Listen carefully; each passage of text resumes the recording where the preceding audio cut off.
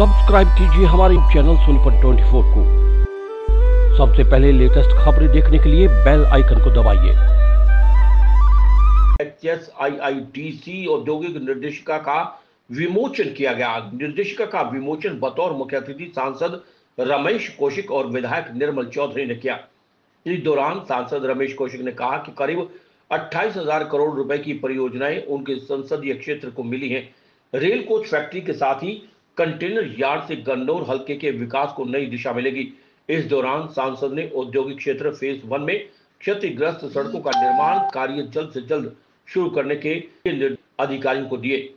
साथ ही उन्होंने फैक्ट्रियों द्वारा जमीन में छोड़े जा रहे दूषित पानी पर भी सख्ती दिखाई। उन्होंने कहा कि ऐसे व्यक्तियों का पता लगाकर उनके खिलाफ कार्रवाई की जानी चाहिए।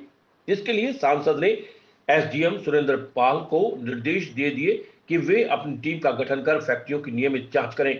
जांच के दौरान जो भी फैक्ट्री संचालक बोर में सीधे दूषित पानी छोड़ते हुए मिलता है तो उसके खिलाफ विभागीय कार्रवाई करने के साथ ही मामले भी दर्ज करवाएं। सांसद ने कहा कि सरकार उद्योगपतियों के साथ है, लेकिन जो उद्योगपति नियमों का उल्लंघन करता है तो उसके खिलाफ कार्रवाई निश्चित तौर पर की जाएगी। इस दौरान उन्होंने अधिकारियों को निर्देश दिए कि HSIIDC पड़ी के बकायेदारों से भी शुल्क वसूलें ताकि औद्योगिक क्षेत्र के विकास में वो राशि खर्च की जा सके। इस दौरान उन्होंने बड़ौदा उपचुनाव को लेकर कहा कि बड़ौदा चुनाव में भाजपा प्रत्याशी अपनी जीत दर्ज करवाएगा। अब चुनाव की घोषणा हो चुकी है, जल्द ही प्रत्याशी जनता के सामने आ जाएगा।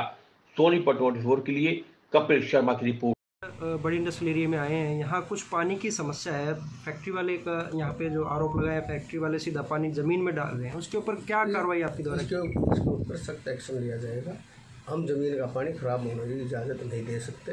तो कोई भी फैक्ट्री वालों से मैं निवेदन करता हूँ, अगर नीचे ज़मीन में पानी ना करें ना उनके खिलाफ सख्त कार्रवाई की जाएगी, क्योंकि जो नॉर्म्स है उनको पूरे करें और अपने जो उन्होंने लगवाने हैं वो लगवाए कंप्लीट कर लें, क्योंकि लोगों की जान से खेलना, पॉल्यूशन कराना कोई अच्छी बात उनके लिए भी नहीं है।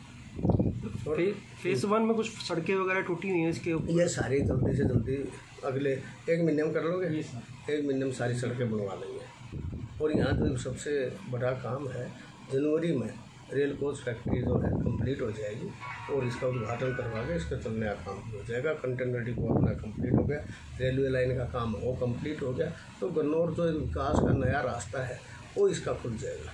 तो ये मारुति लगने से गुड़गांव आज नेशनल लेवल पर क्या इंटरनेशनल लेवल पर फेम है। इसी तरह से ये इलाका भी आने वाले समय में नेशनल लेवल पर इसकी गिनती होगी। और पहला रेलवे का कोई बड़ा प्रोजेक्ट है जो हरियाणा में लगा है और वो यहाँ बड़ी इंडस्ट्रियल एरिया में लगा है।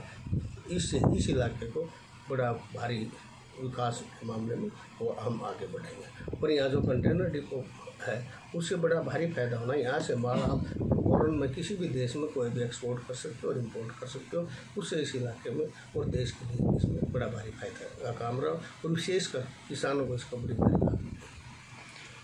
अब बड़ौदा उपचुनाव अच्छा, पहले ये तो कर ले, नंबर 1 नेशनल हाईवे जो काम चला हुआ है, अब देख लो ये भी जल्दी से जल्दी कंप्लीट अगले 7 महीने के अंदर अंदर हमने अप्रैल मई का टाइम दिया है, इसमें ये हम पूरा करा लें। ये काफ़ी पुल तो अभी दिसंबर तक ही हो जाएंगे, कुछ जो बचेगा वो भी बचेगा। इसके साथ साथ जो ग्रीन हाईवे है अपना जमुना से ले के सोनीपत घुमाना जींद, उसका काम भी तेज़ी से चल रहा है। उसका समय तो था 3 साल का, लेकिन उसको भी हम 1 साल पहले कंप्लीट करवा रहे, 2 साल में पूरा हो जाएगा। जो गुहाना से नेशनल हाईवे दूसरा है पैरेलल वाला जींद तक, उसका काम पूरा हो गया। और जो दूसरा एक नेशनल हाईवे है जो बागपत से बालगढ़ के ऊपर से क्योड़े के ऊपर से और सीधा खरखोदा सांपला तक, उसका भी आधे से ज़्यादा काम पूरा हो गया। लगभग 60 किलोमीटर का काम बचा है, उसको भी अगले 18 महीने के अंदर अंदर जल्दी से जल्दी उसने पूरा कर रहे हैं, वो पूरा हो जाएगा। रोहतक जुनाना जींद जो नेशनल हाईवे था उसका काम भी तेज़ हो रहा है वही। और अगले 2 साल में हमारे सारे नेशनल हाईवे और वो पूरे हो जाएंगे। चाहे जींद का बाईपास है वो कंप्लीट होगा, उसका उद्घाटन माननीय मंत्री जी ने कर दिया था। और इसके साथ मेडिकल कॉलेज था वो, और सोनीपत में जनता बुटाना में जो बड़ौदे की बात है वो अपना एक नई यूनिवर्सिटी का निर्माण किया, उसको मान्यता देती, वो एक नई यूनिवर्सिटी बनी, चाहे उसके कॉलेज हो। और बड़ौदा को हम विकास के रास्ते पर आगे बढ़ा रहे हैं। 100 करोड़ रुपये तो पानी के लिए, क्योंकि बड़ौदा हल्का ऐसा था जो पीने की पानी की समस्या थी। लेकिन अगले 3-4 महीने में 5 महीने में हम पीने पानी की समस्या वहाँ नहीं रहेगी। 100 करोड़ के करीब रोडों के दूसरे उस पर ये है, और नहरों का जो वहाँ पानी भरता था लेकिन पीने पानी नहीं था, उसकी समस्या को भी हमने काफ़ी हल किया। और बिल है ये किसानों पूरा हित में है। ये भी अगले 2 महीने के अंदर अंदर सबके समझ में आ जाएगा। जब MSP पर यह झूठा प्रचार करते हैं, MSP नहीं रहेगा, एक एक दाना हम MSP पर खरीदेंगे और उस पर कोई भी किसी को उतराय नहीं रहेगा। मंडियां कोई बंद नहीं होंगी, ना आड़तियों को नुकसान होगा ना किसान को होगा। सब इस बिल के माध्यम से किसान को छूट दी गई है कि वो अपना माल जहाँ कहीं भी बेचना चाहे वहाँ बेच सकता है, जहाँ उसको अच्छा रेट मिले वहाँ। नहीं MSP तो सरकार खरीदना तैयार है। मान लो MSP 1900 रुपये है, 1900 रुपये से ऊपर मिलता है तो किसान को राइट हो अपना बेचे। ये हमने किया है कि क्योंकि प्रधानमंत्री जी चाहते हैं किसान की आमदनी डबल करनी है, तो किसान की आमदनी डबल जब होगी, जब इस तरह की सहूलियतें उनको मिलेंगी वो होगा। ये सिर्फ जो झूठ तूफान है ना, आपने पता देखा हुआ 370 का विरोध करे थे, 3 तलाक का विरोध करे थे, मंदिर का निर्माण हो उसका भी, CAA का भी, इन्होंने हर चीज़ का विरोध करना है। और ये बिल जो आज है इसके कांग्रेस राज में भी इन्होंने शुरू किया था और हमारे ही मुख्यमंत्री उसके उस समय के मुख्यमंत्री चेयरमैन थे।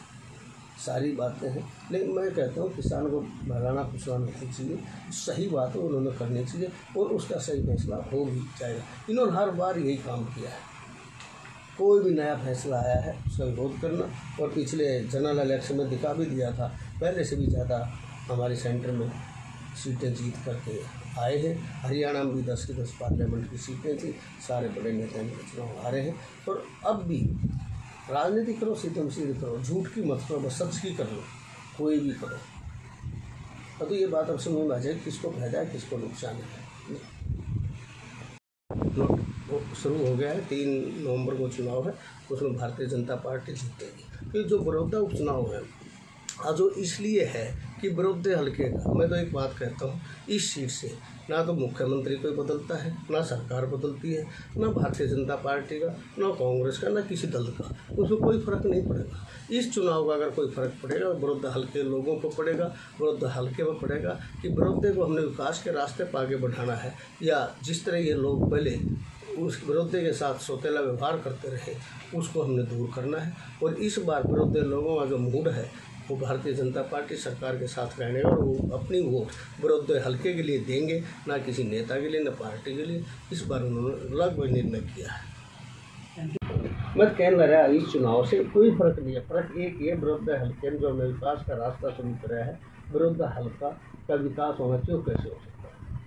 और 15 साल से बड़ौदा में इनका MLA था, बीजेपी का आज तक बढ़ा नहीं, पहली बार बीजेपी का खाता खुला। ये जब करते हैं ना वो जींद में भी नहीं करना थे बाई इलेक्शन में, वहाँ भी क्या हाल हुआ था, अर्जुन खंडे तो लड़ लेगा।